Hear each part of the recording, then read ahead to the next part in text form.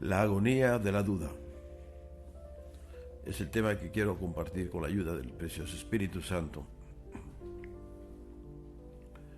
¿Hasta cuándo, Jehová? Clamaré y no oirás, y daré voces a ti a causa de la violencia, y no salvarás. ¿Cansado de orar? Parece que sí. ¿De qué sirve orar si Dios no presta atención? ¿Para qué implorar ayuda si Dios no salva? Pero el profeta Habacuc era perseverante. Estaba convencido de que había un Dios que oía la oración y se propuso continuar orando hasta recibir alguna clase de respuesta. Por lo tanto, continuó implorando: ¿por qué me haces ver iniquidad y haces que vea molestia? Destrucción y violencia están delante de mí, y pleito y contienda se levantan. A donde quiera que el profeta volvía sus ojos en Judá, encontraba iniquidad y violencia, lucha y contención. Una y otra vez informó al cielo sobre esta situación corrompida, pero el cielo no parecía estar interesado. Parecía que a Dios no le importaba el que su pueblo continuara pecando. Parecía que había cerrado los ojos a los vicios de los suyos y los oídos a la voz del profeta. Y eso no estaba bien. El silencio de Dios empeoraba las cosas. La gente hacía lo que le venía en gana, puesto que Dios no hacía nada. De seguir esto así, la moral de todo el pueblo se vendría abajo. Cualquiera podía ver eso. ¿Por qué entonces Dios no podía ver las cosas así? El profeta nos dice lo que estaba sucediendo. La ley estaba entumecida, o sea, paralizada, porque Dios no la aplicaba rigurosamente con castigos adecuados. La justicia era cosa del pasado. De hecho, había desaparecido. El juicio no sale según la verdad. En lugar de ello, sale torcida la justicia. Las cosas estaban vueltas al revés nuevamente. El bien estaba en el cadalso y el mal en el trono. ¿Hasta cuándo?, había preguntado Habacuc. El profeta no se quejó en contra de Dios, sino con Dios. Era el proceder más justo y más sabio, porque Dios y solamente Dios tenía la respuesta. Dios obra silenciosamente. La respuesta vino. Dios indicó que se estaba preparando para realizar algo tremendo, algo horrible. Mirad entre las naciones y ved y asombraos, porque haré una obra en vuestros días que aun cuando se os contare, no lo creéis, nos dice la palabra del Señor en el capítulo 1, versículo 5. Dios estaba ocupado aunque el profeta no pudiera contemplar sus operaciones. Esta fue una de las lecciones más importantes que habría de aprender el profeta. Algunas de las faenas más grandiosas de Dios se desarrollan tras del escenario, fuera de la vista. Entonces, hemos de creer aun cuando no podamos ver. Pero, ¿cuál era esta cosa maravillosa que Dios estaba por hacer? Porque he aquí, yo levanto a los caldeos, nación cruel y presurosa, que camina por la anchura de la tierra para poseer las moradas ajenas. Nos dice en el capítulo 1, versículo 6. Los caldeos se acercaban. Ellos eran la respuesta de Dios al clamor del profeta. Los judíos sí serían castigados por sus pecados. Los caldeos serían el instrumento en las manos de Dios para realizar este castigo. Esta nación cruel y presurosa, formidable es y terrible. De ella misma procede su justicia y su dignidad. En el mismo capítulo, versículos 6 y 7 nos dice la palabra. La corrección no sería agradable, formidable, terrible. El pueblo de Dios no le había temido a él. Ahora sentiría el espantoso azote de una invasión. Los ejércitos enemigos barrerían la tierra como bestias salvajes. Sus caballos serán más ligeros que leopardos y más feroces que lobos nocturnos, y sus jinetes se multiplicarán. volarán como águilas que se apresuran a devorar. No había escape alguno de la furia del asolamiento por el enemigo. El pueblo de Judá se había regocijado en la violencia, pero ahora las huestes invasoras vendrán a la presa. Por fin, la justicia se gozará en su día. Aparentemente los hebreos comenzaron a entregarse a un falso sentido de seguridad después de la caída de Nínive en el año 612 a.C. Su gran enemigo, Asiria, estaba caído y deshecho, y no comprendieron la importante significación del creciente poderío de Babilonia. Cuando los babilonios derrotaron al ejército egipcio en Carquemis en el año 605 a.C., aseguraron la posición dominante de su imperio. Bajo Nabucodonosor, Babilonia vino a ser el gran centro del poder mundial. El nuevo imperio se levantaba poderoso sobre el horizonte noroeste, pero el pueblo judío no había despertado a la amenaza contra su paz y seguridad. Continuaba confiado en sus pecados, mas los cúmulos indicadores de tormenta aumentaban, y ya no oído alerta podría escuchar el ruido del trueno en la distancia. El profeta escuchó atento la respuesta de Dios, pero he aquí ahora se encontraba más perplejo que nunca. Reconoció el propósito de la venida de los caldeos. Oh Jehová, para juicio lo pusiste, y tú, oh roca, lo fundaste para castigar, nos dice en el capítulo 1, versículo 12. Eso es bastante claro, pero ¿por qué usar a los babilonios? Ellos son peores que los hebreos. El problema se volvió más difícil y Habacuc se sentía más profundamente perplejo, por lo que se quejó de nuevo. Muy limpio eres de ojos para ver el mal, ni puedes ver el agravio. ¿Por qué ves a los menospreciadores y callas cuando destruye el impío al más justo que él? Muy cierto, los habitantes de Judá eran bastante malos, pero eran mejores que los caldeos. ¿Por qué habrían de usarse los más inicuos para castigar a los menos impíos? Eso no parecía muy correcto. ¿Por qué ha de sufrir el justo? Este otro asunto confundía al profeta mucho más que el anterior. ¿Por qué debería prosperar el impío a costa del justo? Ese es el problema imperecedero de las edades. Parece que el universo no está centrado sobre principios de justicia. No obstante, nosotros necesitamos hacer lo que Habacuc hizo: esperar en el Señor hasta que venga la luz.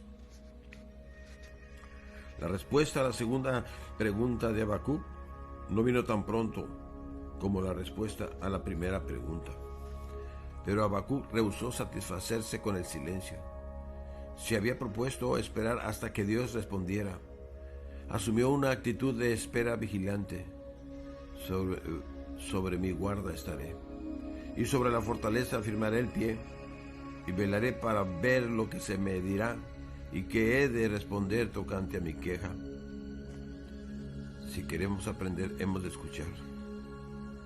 Debido a que escuchamos tan poco, aprendemos casi nada. En este siglo en que literalmente miles de voces llegan a nuestras conciencias reclamando nuestro tiempo y atención, parece que no es posible encontrar un rincón tranquilo para meditar brevemente.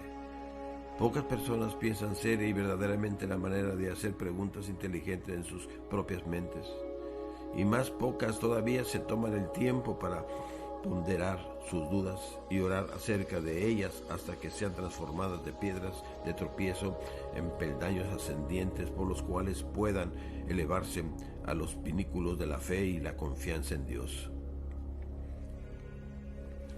El profeta recibió una respuesta a su problema porque esperó paciente y persistentemente.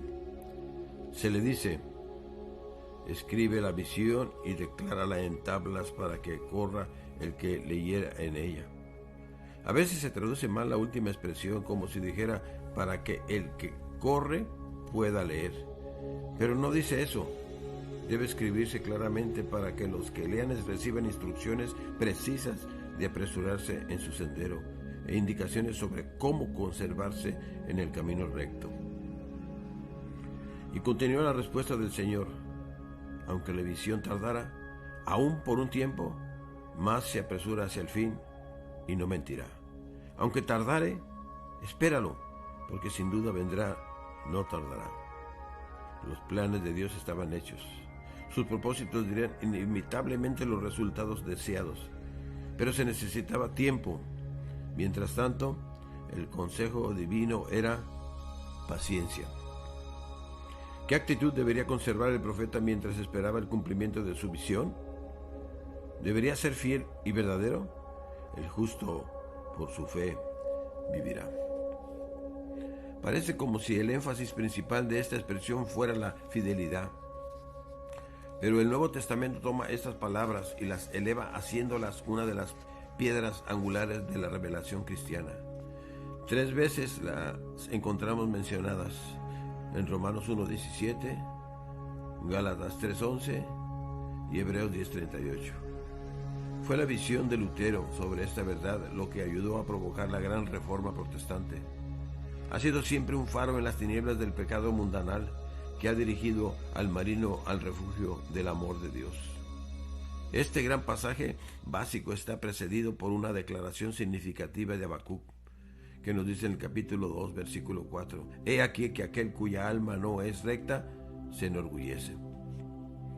La referencia a Babilonia es obvia: sería destruida por causa de su orgullo. Por cuanto tú has despojado a muchas naciones, todos los otros pueblos te despojarán. La palabra de Dios nos dice: antes del quebrantamiento es la soberbia, y antes de la caída la altivez de espíritu. Proverbios 16:18. La tiranía es suicidio. La historia ha confirmado este hecho en muchas ocasiones. Solamente hemos de recordar nombres como Alejandro el Grande, Julio César y Napoleón Bonaparte. Nuestra generación ha contribuido más que la porción que le correspondía con Mussolini, Hitler y Stalin. Pero la gente justa, temerosa de Dios, vive aún mucho después de que los tiranos hayan muerto y desaparecido. El futuro pertenece siempre a los fieles de Dios. Esto es, entonces, la respuesta al segundo problema del profeta.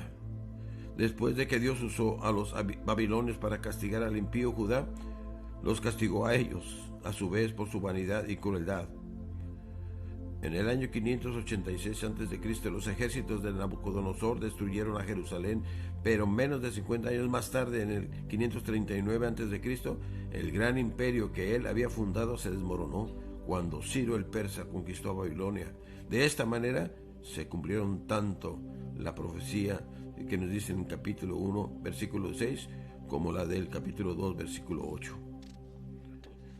Dios tuvo una respuesta para los problemas del profeta. Él siempre tiene una respuesta y Él siempre está listo para compartir su solución con nosotros. Si nos detenemos y escuchamos, muchos no estamos dispuestos a esperar. La Biblia, recordemos, nunca termina en signo de interrogación. Siempre termina en punto. Los escritores bíblicos hacen preguntas, pero siempre obtienen respuestas. Los escritores modernos formulan muchas preguntas, provocan muchas dudas, planean toda clase de dificultades, pero no perfusión mental y moral. No así la Biblia. También hace muchas preguntas, presenta toda pregunta que torture la mente del hombre, pero siempre termina dando las respuestas y señalando el camino que saca de la duda y el desaliento. Esta es una de las razones por las cuales la gente ama sus Biblias. El capítulo 2 concluye con una serie de 5 ayes, pronunciados sobre el cruel déspota que está para oprimir a las naciones de la tierra. Este tirano, que ensanchó como el Seol su alma, y es como la muerte, tendrá un fin seguro y rápido. En este pasaje Habacuc pronuncia la ruina de los que condicionalmente acaparan todo pueblo debido a su interés egoísta. El capítulo termina con un pasaje muy conocido: mas Jehová está en su santo templo, cae delante de él toda la tierra. Esto no lo dice en Habacuc 2:20. Habacuc ha hecho una contribución sobresaliente a la teología y a la adoración cristianas. El tercer capítulo es una incomparable invocación de acción de gracias que surge espontáneamente del corazón satisfecho del profeta. Se inicia con una petición por la preservación del pueblo de Dios. Oh Jehová, aviva tu obra en medio de los tiempos. Capítulo 3, versículo 2. Esta plegaria se ha repetido por corazones consagrados e interesados a través de las edades. Luego, el profeta alaba a Dios por su grandeza y bondad. Se puede sentir el descanso que ha venido a su corazón. Dios, por fin, ha escuchado y respondido a su oración. Y Habacuc da rienda suelta a su gratitud. Habacuc era como uno a quien su madre consuela. Reposa en los brazos de Dios con un sentido renovado y más profundo de la confianza segura y de la certidumbre completa. Los últimos versículos del libro revelan cuán ilimitada era su fe. En pocas palabras, que constituyen un reto para todos nosotros. Habacuc nos dice: aunque la higuera no florezca, ni en las vides haya frutos, aunque falte el producto del olivo, y los labrados no den mantenimiento, y las ovejas sean quitadas de la majada, y no haya vacas en los corrales, con todo, yo me alegraré en Jehová, y me gozaré en el Dios de mi salvación. Eso está escrito en el capítulo 3, versículos 17 y 18. Oh fe sublime, pero fue comprada a un precio, la agonía de la duda, la oración perseverante y la espera paciente condujeron al profeta a una nueva experiencia con Dios. Ahora disfrutaba de la comunión de la fe, la cual es para todos los que se abren paso hasta el corazón de Dios. Y así, Habacuc nos llama a seguirlo a tales alturas. Jehová, el Señor, es mi fortaleza, anuncia, el cual hace mis pies como de ciervas y en mis alturas me hace andar. Los paisajes más elevados esperan a los que quieran escalar los picachos. Demasiadas personas se satisfacen con vivir en los pantanos cenagosos de la incredulidad, siendo que el aire purísimo de las montañas las invitan a terrenos más elevados.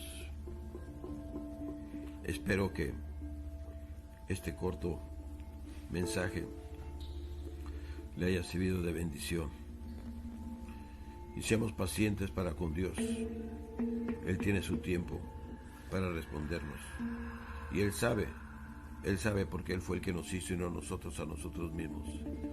Él sabrá cómo respondernos, qué día, qué mes, qué año, porque Él es un Dios soberano. Que Dios me lo siga bendiciendo y se despide de usted su hermano y amigo el pastor Carlos Parga.